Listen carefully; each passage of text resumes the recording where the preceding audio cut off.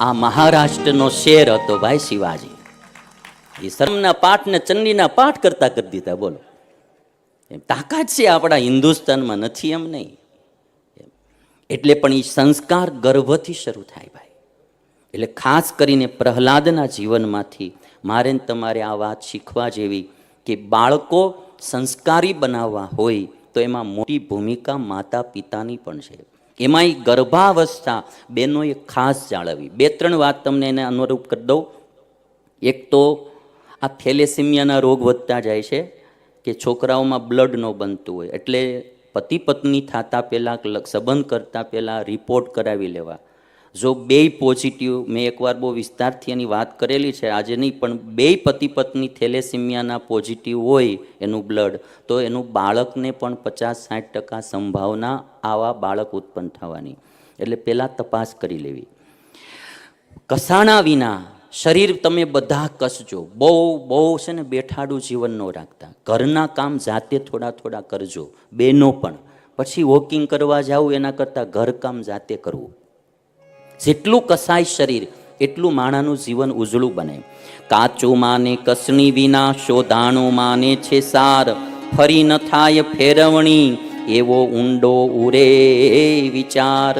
નિષ્કુળાનંદ સ્વામી હવે ઉદાહરણ આપે છે. જેમ કુલાલ કસે મૃતિકા, માટીને કુલાલ એટલે કુંભાર, કુંભાર જેટલી માટીને કસે ને એટલા માટીના વાસણ હારા થાય. બાજરાનો રોટલો લોટ હોય ને, જેટલો કસો જેટલો કહળો એટલો બાજરાનો રોટલો મીઠો થાય. જેમ કુલાલ કસે મૃતિકા, વળી કાષ્ઠને કસે સુથાર, સુથાર લાકડાને કસે. દરજી કસે દુકુળને, દુકુળ એટલે વસ્ત્ર, દરજી વસ્ત્રને કસે, એને કાપે કૂટે એમ કરે. અને લોહને કસે છે લુહાર. હવે આ બધા કસે એટલે શું થાય? પછી હજી એક ઉદાહરણ આપે. જેમ સલાટ શિલાને કસી કરી, રૂડું આણે વળી તેમાં રૂપ. સલાટ હોય શિલ્પી, એ પથ્થરને કસે, કસું એટલે ઘડવું, અને એમાં સુંદર મજાનું રૂપ લાવે, મૂર્તિ બનાવે.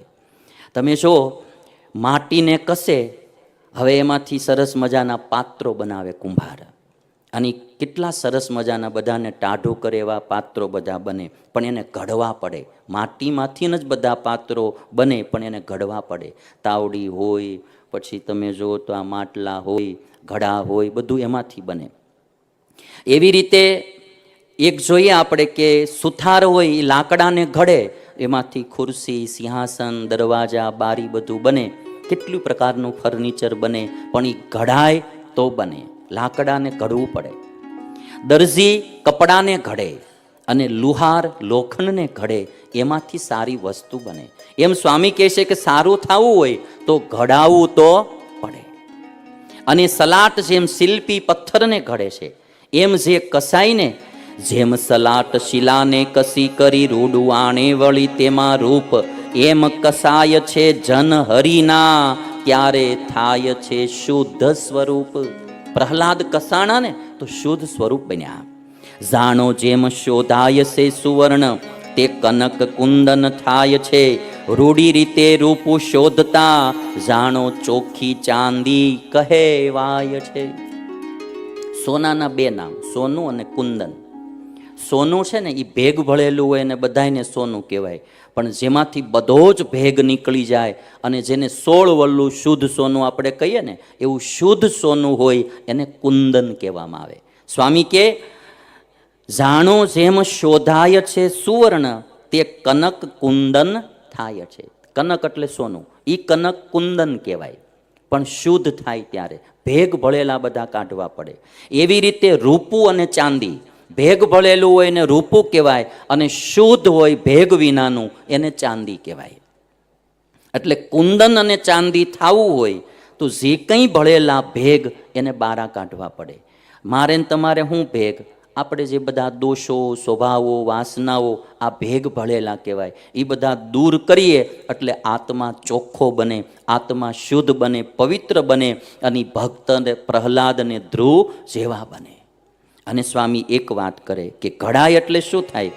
રૂપ રંગને રૂડાપણું મૂલ તોલમાં વધે વળી, તેહ શોધ્યાથી સહુ સમજો, બધી કિંમત સઘળી. ઘડાય ને એની કિંમત વધી જાય. ઘડાય એટલે એની કિંમત વધી જાય. લોઢાનો એક જ સરિયો હોય પણ એમાંથી આ ઘડિયાળના કાંટા બનાવવા આવે તો એની કેટલી કિંમત વધી જાય. એ લોઢાના સરિયાની કેટલી કિંમત હોય ને એમાંથી બનેલા કાંટાની કેટલી કિંમત થાય. એના એ લોઢામાંથી ટાંચણીઓ બને તેની કિંમત વધી જાય. ઘડાય એની કિંમત વધે, જે ન ઘડાય એની કિંમત ન વધે. અને ઘડાવવું હોય એટલે એમાંથી થોડાક છોતરા ઉછેડવા પડે, સોડિયાએ કાઢવા પડે, થોડુંક ટાંકણાય સહન કરવા પડે, તો જ માણા ઘડાય, નહીતર ઘડાય નહીં. અને સ્વામી કે વળી જેમ બીજી ધાતુને ગાળી બાળે મેલમાયથી, તેને તોલે જે ભેગ ભરી અન્ય ધાતુ આવતી નથી. ભેગ ભળેલી ધાતુ શુદ્ધ ધાતુની હારે આવતી નથી. અને એક ઉદાહરણ નિષ્કુળાનંદ સ્વામી બતાવે, જેમ પરિયટ પટકે પટને વળી દીએ મુસળનો માર. પરિયટ એટલે ધોબી. ધોબી હોય એ કપડાને આમ પટકે, ઉપરથી ધોકાનો માર મારે, ત્યારે મેલ માહ્યલો નવ રહે રતી નિરધાર. એ કપડાને પટકે, કપડાને ધોકાવે તો એમાં રહેલો મેલ દૂર થાય. જેને જેને પોતામાં રહેલા કામાદિક મેલો દૂર કરવા હોય, સ્વભાવ વાસના દોષ અજ્ઞાન રૂપી મેલ દૂરો કરવો હોય તો એને થોડું કસાવવું તો પડે. એને ગુરુના કોઈ સંતના થોડાક ધોકા સહન કરવા પડે, એને થોડોક મારે ખાવો પડે, તો ઈવડાઈ શુદ્ધ થાય. અને સ્વામી કે એમ ભક્ત ભગવાનના આવે કષ્ટે શોધાય આપ. એમ ભક્ત ભગવાનના આવે કષ્ટે શોધાય આપ. નિષ્કુળાનંદ એ ભક્તનો વળી વધે અધિક પ્રતાપ. કષ્ટ આવ્યા વિના માણા ઘડાતો નથી. જીવનમાં કષ્ટ આવે ને તો હરેરવું નહીં. એનાથી આપણું ઘડતર થશે, નવા નવા અનુભવ થશે, નવું નવું જ્ઞાન થશે, દુનિયાનું નોલેજ થશે. વિપત્તિને કષ્ટ તો આવે જ, એમાં હરેરવું નહીં. અને જેને જેને જેટલા જેટલા ઊંચા ચડ્યા છે ને ભાઈ, મહાન થયા છે, એને બધાને સહન તો કરવું પડ્યું. ગાંધીજીને ખાલી એક વિદેશ ભણવા જવું હતું. પોતે વૈષ્ણવ, ભણવા જવા દઈને બાપુજીનું મૃત્યુ થઈ ગયેલું. તો એક માવજી દવે હતા બ્રાહ્મણ, એ એમના બાપુજી સાથે હેત રાખતા. તો એણે આવીને કીધું કે છોકરાને ક્યાંક બહાર મોકલો તો સારું. તો ગાંધીજીના માં ના પાડે કે મેં એવું સાંભળ્યું છે કે છોકરાઓ વિદેશ જાય એટલે દારૂ પીતા થઈ જાય, માંસ ખાતા થઈ જાય અને વ્યભિચાર કરતા થઈ જાય. તો બટા આપણે ધર્મ લોપીને કાંઈ કરવું નથી. ગાંધીજી મહાન થયા ને એની પાછળ એક હાથ એની માતા પરમ ભક્ત વૈષ્ણવ હતી. ગાંધીજીની માં પરમ ભક્ત વૈષ્ણવ હતી. અને એના માના જે સંસ્કાર, એને કારણે ગાંધીજીમાં બહુ રૂડા સંસ્કારો આવ્યા. ગાંધીજીની માં કહે છે કે બેટા, મેં એવું સાંભળ્યું છે કે ત્યાં 3 વાના થાય વિદેશમાં, માટે આપણે વિદેશ નથી જવું. જો ઉન્નતિ આ લોકની કે પૈસો એ ભક્તને પ્રધાન ન હોય, પોતાનો ધર્મ ને પોતાના સંસ્કાર એ એને પ્રધાન હોય. આ ભક્ત હોય ને એનું ગણિત આખું નોખું હોય, એ આપણને સમજમાં જ ન આવે. હા, અમારે રૂપાભાઈ થઈ ગયા ભાવનગરમાં, ક્ષત્રિય ભક્ત રૂપાભાઈ. હવે એ ભાવનગરના રાજ દરબારમાં નોકરી કરે. અને એમાં એકવાર કોઈ પ્રસંગ હતો ને પ્રસંગમાં કહુંબો ફરતો ફરતો આવ્યો અફીણ, અને રૂપાભાઈ આગળ ગયો. રૂપાભાઈ સ્વામિનારાયણ ભગવાનના ભગત, પોતે ક્ષત્રિય અને ખરેખરા ટેકીલા ભગત. ધર્મ નિયમ પૂરેપૂરા બધા પાળે, નીતિમત્તા એટલી રાખે, પ્રામાણિકપણે કામ કરે, પોતાના કામમાં દિલ દગડાય કોઈ દી ન કરે. એટલે આમ થોડું થોડું એનું માન સન્માન રાજમાં વધવા માંડ્યું. એટલે ભેગા રહેનારા આજુબાજુવાળાને ઈર્ષ્યા આવે. એ કોઈ પણ રીતે આને ફસાવા માંગે, પણ આ તો ભગત. હવે એમાં આ પ્રસંગે કહુંબો ફરતો ફરતો આવ્યો તો રૂપાભાઈએ ના પાડી કે હું સ્વામિનારાયણનો ભગત, મારાથી કહુંબો ન પીવાય. તે 2-3 જણા હોય ને ઈર્ષ્યાળુ, એણે ભાવનગરના રાજાને કીધું, બાપુ તમારા હાથથી આપો ને તો રૂપાભાઈ પાછો હાથ નહીં ઠેલે. અને બાપુ પોતે આવ્યા રાજા અને કહે છે કે લો રૂપાભાઈ કહુંબો પીવો. તો કહે છે કહુંબો તો હું નહીં પીવું, મારા ભગવાનની આજ્ઞા છે, કહુંબો કોઈ વ્યસન ન કરવું. રાજા કહે છે કે રૂપાભાઈ મારો હાથ પાછું ઠેલવાનું પરિણામ શું આવશે ખબર છે તમને? રૂપાભાઈ કે હું જાણું છું કે મારી નોકરી જશે. તો પછી વિચારી લો, મારી નોકરી જાય તો મને મંજૂર છે, પણ મારા ભગવાનની આજ્ઞા મારાથી નહીં લોપાય. રૂપાભાઈને નોકરીમાંથી રજા દીધી. રૂપાભાઈ કહુંબો ન પીધો. ભક્તની વાત જ આખી નોખી છે ભાઈ, મારી ને તમારી તો સમજમાં જ ન આવે. આખી ઊંધી પડે, આપણી દિશા ઊંધી. આપણે જવું દખણમાં, ઓલા હાલે ઉત્તરમાં, એટલે આમ બેયને સેટિંગ જ ન આવે. રૂપાભાઈ નોકરી જાતી કરી, પણ કહુંબો ન પીધો.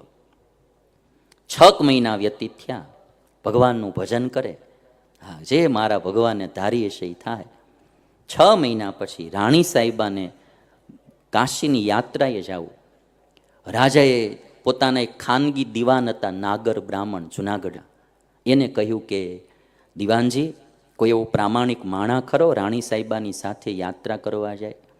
આ દિવાન સાત્વિક હતા, નાગર બ્રાહ્મણ.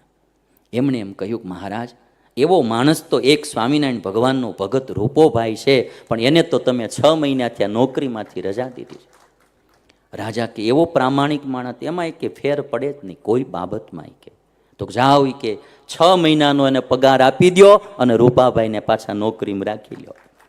ધર્મ રાખે ને ભાઈ, એનું ભગવાન ધ્યાન રાખે ને વેલા મોડું થાય, આપણી ધીરજ ન્યા જ નથી રહેતી, એટલે આપણી ધીરજ ડગી જાય ને આપણે ખોટે માર્ગે ચડી જાય. 6 મહિના ઘર બેઠા ભજન થયું અને એક હારે પગાર આવ્યો.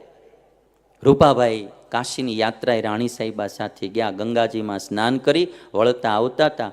રાણી સાહેબાએ એક દિવસ સાંજે ઉતારો કર્યા પછી રૂપાભાઈને પોતાના ઉતારે બોલાવ્યા. રૂપાભાઈએ ના પાડી. હું સ્વામિનારાયણનો ભગત છું, મારા ભગવાનની આજ્ઞા છે કે રાત્રે કોઈ એકાંતમાં સ્ત્રીની હારે મળવા જવું. પર સ્ત્રીના ત્યાગ બાબતમાં પણ રૂપાભાઈ એટલા જ અફર, આમ દ્રઢ માણા કે એકાંતમાં કોઈ સ્ત્રીને મળવા ન જાવ રાત્રે. એટલે કે હું અત્યારે નહીં આવું, સવારે આવીશ. હવે એ વાત રાણી સાહેબાને ન ગમી. એણે આવીને રાજાને વાત કરી કે આવો માણા મારી અરે મોકલો ને. પછી મૂળ મુદ્દો ન કીધો હોય, પણ બીજી ત્રીજી વાત, એટલે વળી રૂપાભાઈને નોકરીમાંથી રજા દઈ દીધી. 1 વર્ષ રૂપાભાઈ નોકરી વિના ના રહ્યા. અને જ્યારે રાણી સાહેબાના ઘરેણા બનાવવાનો વારો આવ્યો, રાજાને કીધું કે જામનગરથી મોતી ખરીદીને જૂના આપણે ભુજમાં ઘરેણા બનાવવા જવાના છે, તો એવો કોણ પ્રામાણિક માણસ કે ખોટું ન કરે અને આ ઘરેણા બનાવીને આવે, આમાં કાંઈ ભેળસેળ ન થવા દે. વળી ઓલા દીવાને નામ દીધું રૂપાભાઈનું. એવો માણસ તો રૂપોભાઈ છે. રાજાએ વર્ષ દિવસનો પગાર ચૂકવ્યો અને રૂપાભાઈને પાછા નોકરીએ રાખ્યા. રૂપાભાઈ અભણ માણા કે છે કે હું જાઉં ખરો, પણ મને ગણતા લખતા ન આવડે, 2 માણસ હારે મોકલો. રૂપાભાઈ જામનગર ગયા, ત્યાંથી મોતીને સોનું ખરીદ્યું. 2 ભેગા માણા હતા ને એણે એટલું કીધું કે રૂપાભાઈ, વારે વારે રાજા તમને નોકરીમાંથી રજા દે છે, આ વખતે ખરો લાગ છે. જો આમાં મોતી ખરીદવામાં, સોના ખરીદવામાં થોડુંક આઘું પાછું કરી નાખો ને તમે, આખી જિંદગીનું તમારે હાજુ થઈ જાય, નોકરીની માથાકૂટ જ નહીં. કે રૂપાભાઈ કે જો હું ખોટું કરીશ નહીં અને હું તમને ખોટું કરવા દઈશ પણ નહીં. હું ખોટું કરીશ નહીં, કરવા દઈશ પણ નહીં. અને પ્રામાણિકપણે બધું મોતી સોનું ખરીદ્યું, ભુજમાં ઘરેણા બનાવ્યા અને એ ઘરેણા લઈને ભુજ આવ્યા ભાવનગર. અને રાજાએ પોતાના સોનીઓ પાસે એ ઘરેણાની તપાસ કરી તો કે આટલા મૂલ્યમાં, ઓછા મૂલ્યમાં આટલા સારા ઘરેણા થાય નહીં, એ આ રૂપાભાઈને કારણે થયા છે કે.